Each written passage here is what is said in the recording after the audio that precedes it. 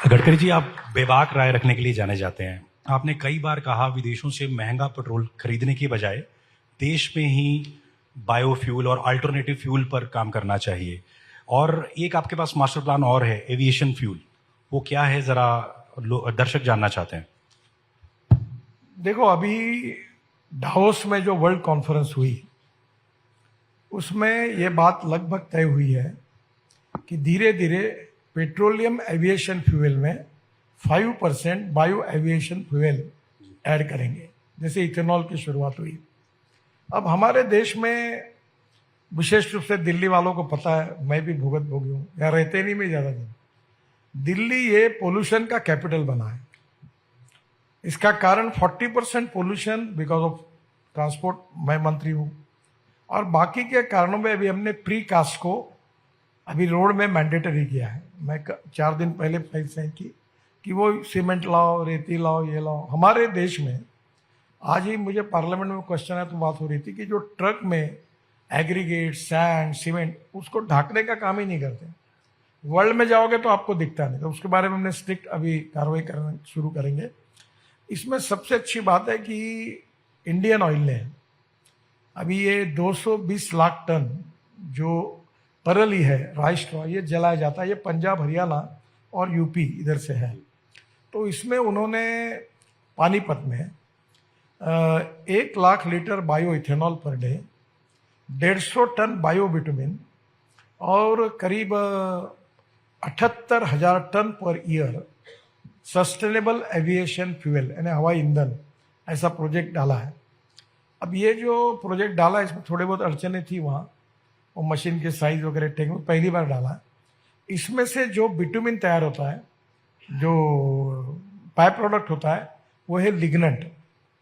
और हमारे पंजाब, हरियाणा में और देश में 400 प्रोजेक्ट पर काम शुरू हो गया है। मैं उस एसोसिएशन का अध्यक्ष हूँ। उसमें से 60 ऑलरेडी शुरू हुई है। वो सीएनजी बनाते, बायो सीएनजी परली से, और उसमें 35% लिग्नेंट निकलता है। हमने अभी वो लिग्नेंट को ये बिटुमिन में डालकर अभी नागपुर जबलपुर रोड पर 1 किलोमीटर हाईवे बनाया, और वो सेंट्रल रिसर्च रोड ऑर्गेनाइजेशन और प्राज दोनों ने मिलकर प्रोजेक्ट किया। और उसके टेस्टिंग के बाद पता चला कि पेट्रोलियम बिटुमिन से ये 50% ज़्यादा अच्छा है। और अभी हमने ये कल मेरे एक 15 दिन पहले मीटिंग हुई, पेट्रोलियम मिनिस्टर थे, प्रहलाद जोशी जी थे, सभी ऑयल कंपनी के चेयरमैन थे। तो हमने उनको ये मैंडेट दिया है कि ऑलरेडी हमारे देश में 90 लाख टन बिटुमिन इंपोर्ट होता है, तो उसके बजाय हम केवल हमारे रिफाइनरी की कैपेसिटी 45 से 50 लाख टन है। तो हमने अब तय किया कि अब बिटुमिन में ये 35% जो लिग्नेंट निकलता है, जो सीएनजी तैयार करता है, उसका स्टैंडर्ड फिक्स करके वो ऐड करें।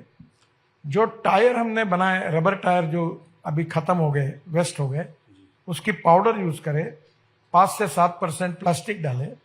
और ये करने के बाद हम बिटुमिन का स्टैंडर्ड जो एनएच और बाकी उस हिसाब से बनाए, तो मुझे लगता है कि हमारे देश में हम करीब 15 लाख टन हमारा इंपोर्ट कम होगा। और इसमें परली का भाव अभी जो जलाते थे, अभी 2200 से 2500 टन हुआ है। तो किसानों को भी पैसे मिलेंगे, परली जलेगी नहीं, और परली से वेस्ट टू वेल्थ, ये कंसेप्ट उसका पूरा होगा। अब एविएशन फ्यूल भी आगे दूर नहीं है। बहुत बड़ी चीज है। पराली बहुत बड़ी समस्या है दिल्ली एनसीआर के लोगों की। दिल्ली का पोल्यूशन कम हो जाएगा। तो गडकरी जी, आप हाइड्रोजन की कार से चलते हैं, इथेनॉल को भी बढ़ावा देते हैं। फ्यूचर में आम आदमी ये सोचता है कि पेट्रोल से ये कितना सस्ता होगा। फ्यूचर में ये जो बायो फ्यूल है, पेट्रोल डीजल से कितना सस्ता हो सकता है? ये उससे सस्ता है। मैं आप आए वो गाड़ी में आए इनोवा टोयोटो की। एक्चुअली मैंने आज हाइड्रोजन कार लेके आना चाहिए था। वो क्या, हाइड्रोजन भरने के लिए फरीदाबाद जाना पड़ता है जी। मैं थोड़ा वो कम यूज करता हूँ। तो वो गाड़ी में ये 100% बायो इथेनॉल है, फ्लेक्स इंजन है। और वो जो गाड़ी लाई है मैंने, वो वर्ल्ड की पहली है, यूरो 6 इमिशन नॉर्म को पूरा करती है। अब इथेनॉल का रेट 60, 65, 70 रुपए है, पेट्रोल का 120 रुपए है। और ये गाड़ी जो है वो 60% बिजली तैयार करती है अपने आप। तो पेट्रोल का रेट अगर एवरेज की दूसरी से तुलना करेंगे तो 25 रुपए लीटर आता है। अभी ये जो फ्लेक्स इंजन है, इसमें टाटा, महिंद्रा, टोयोटा ऑलरेडी था, सुजुकी, हुंडई और करीब 7-8 कंपनियों ने अभी फ्लेक्स इंजन की गाड़ियां लाने का ये किया है। इंडियन ऑयल ने इथेनॉल के 400 पंप वो भी शुरू किए। थोड़ा इथेनॉल में थोड़ा प्रॉब्लम आया कि जब पेट्रोल में डालेंगे तो 5%, और अगर हम 100% लेके जाएंगे तो 18%, ऐसा एक GR है, तो 18% GST लगता है। तो अभी मैंने फाइनेंस मिनिस्टर को भी लिखा है, तो आने वाले दिनों में अल्टरनेटिव फ्यूल में इथेनॉल में आएगा। अभी बजाज ने स्कूटर बनाई, मोटरसाइकिल मैंने लॉन्च की, वो CNG पर है, और CNG ये बायो CNG भी अब किसान बनाने लगा है। तो मेरा जो इंटरेस्ट है कि हमारे देश में import substitute, cost effective, pollution free और इंडिजिनस। तो अब CNG की जो बाइक है वो हाइब्रिड करने के बारे में वो कोशिश कर रहे हैं। अभी मुझे अनऑफिशियली पता चला कि वो सक्सेसफुल हो गए कि CNG और पेट्रोल इस पर स्कूटर चलेगी, तो CNG और इथेनॉल हाइब्रिड इस पर चलेगी। तो धीरे धीरे देश में रिवॉल्यूशन होगा, और हमारा देश का किसान केवल अन्नदाता नहीं होगा, वो ऊर्जा दाता होगा, ईंधन दाता होगा, बिटुमिन दाता होगा, हवाई ईंधन दाता होगा। तो ये जो गेहूं चावल मक्का लगाने के बजाय एनर्जी क्रॉप्स जब लगा, मैं किसान हूँ, मैं 4 चीनी मिलें चलाता हूँ, हमारा 10,000 किसानों ने आत्महत्या की विदर्भ में, स्थितियाँ अच्छी नहीं है। तो हमारे ये 22 लाख करोड़ जो फॉसिल फ्यूल का इंपोर्ट है, इसमें से 10 लाख करोड़ भी एग्रीकल्चर और रूरल इकोनॉमी में जाएंगे। तो ग्रामीण इंडिया की जो 65% आबादी है, जिनका हमारे ग्रोथ में, GDP ग्रोथ में केवल 12% कॉन्ट्रीब्यूशन है, तो ये अगर 10 लाख करोड़ उधर जाएंगे तो वो 20 से 22% उनका कॉन्ट्रीब्यूशन होगा।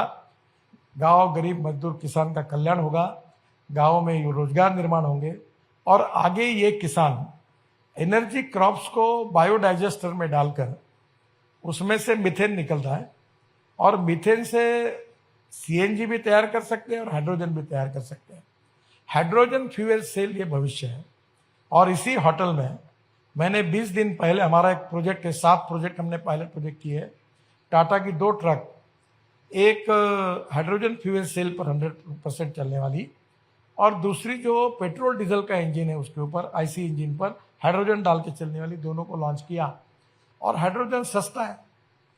हम ये इंपोर्टेड फॉसिल फ्यूल जिसके रेट हमारे हाथ में नहीं है, क्या है, देश कंट्री टू कंट्री पॉलिसी अलग है।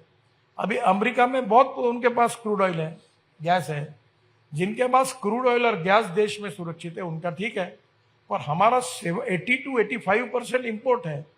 तो इतना पैसा देश के बाहर जाना और पोल्यूशन क्रिएट करके, दिल्ली में जितने लोग हैं, हम लोग रहते हैं, हम अपना लाइफ 8-10 साल कम कर रहे हैं। मैं आता हूं तो मुझे इन्फेक्शन हो जाता है। तो दिल्ली जैसे शहरों को, देश को प्रदूषण से मुक्त कराना, स्वदेशी और स्वावलंबन के आधार पर ग्रामीण और कृषि क्षेत्र को मजबूत करना, और किसान को ऊर्जादाता बनाना, यही सरकार की भूमिका है।